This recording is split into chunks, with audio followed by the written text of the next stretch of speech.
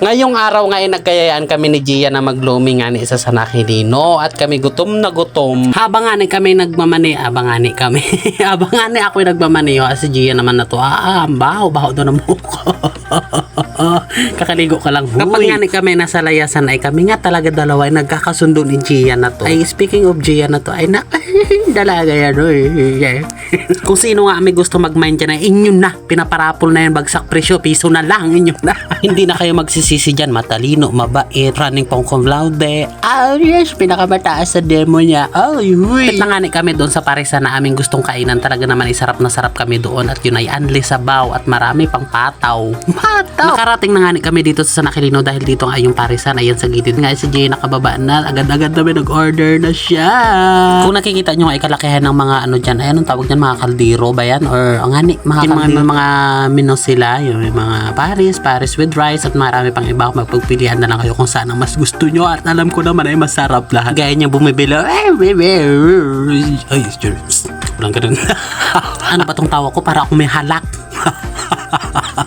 Kung nakikita nyo may mga chacharong bulaklak dyan or yung may chacharong may itlog. Ay ito chacharon. Ay hindi, si Gia pala yun. At ngayon nag-order nga si Gia. Meron niyang garlic, chili oil at pepper negrum at yan nga may lumi nga kami dyan. At siya sarap. Yak. Siguro sa parisan ito may mga 5 or 6 na beses na ako kumain dito kasama yung mga barkada ko, kasama yung ka-chargemate ko, kasama yung wala kang true love. Si Gia lang lagi ang kasama ko at yung mga friend ko lang. Yun lang dahil wala akong bebe. Baka naman may offer ka dyan.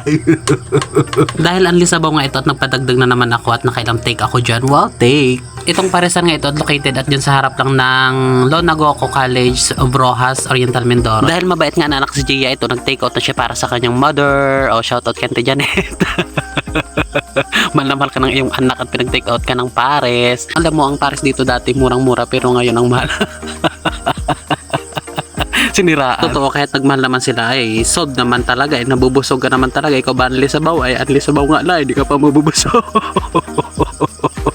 Pagkatapos nga namin ng kain at nagpag-take out na rin ni Gian ng kanyang pares ay nag-decision nga ako pumunta kay mama at doon siya nagtatrabaho sa La Cecilia. Ito nga La Cecilia ay sarap ng Ormeco yan sa Oriental Mindoro din, malamang. Dito lang din sa Mindoro. Isa ring restaurant itong La Cecilia na ito at marami silang menu dito, hindi lang pabasta-basta at talaga naman ay pag nag-order ka talagang sulit na sulit. Nabutan ko sila mama dyan gumagawa ng lumpia kakatapos niya lang daw ay talagang dami na ginawa nila yan para daw yan sa mga order syempre alangan kanino. Ano man tanong nangyari sa akong kumari ngayon hugatan o tanot lain sa ako man ako nobrang lain sa ano tanaya. Ano yung may sapi? Ayun na nga natapos na sila mama ng paggawa nga ng lumpia na yun ay na-offer na lang sa akin. Anong merienda nyo? Anong gusto niya? Ay mabusog pa kami. Kakatapos lang nga namon mag-Paris o mag-Lumi. Ano ba to? Busog pa kami. Ayun nga paggaling nga namin kay mama, nagdesisyon na rin kami na mag-uwi ni Gia at anong oras na rin at baka hanapin siya ng kanyang strictong parents. Hindi naman, joke lang. Pero ang bait talaga ng mga magulang ni Gia. Wala talaga akong masabi sa kanila. Nga kahit sino mang magulang hindi man nila gusto na mapariwara yung mga anak nila, mapariwara agad. Hindi ba pwedeng nag-Paris lang, hindi pwedeng nag-Lumi lang, hindi pwedeng nagmami, pariwara agad.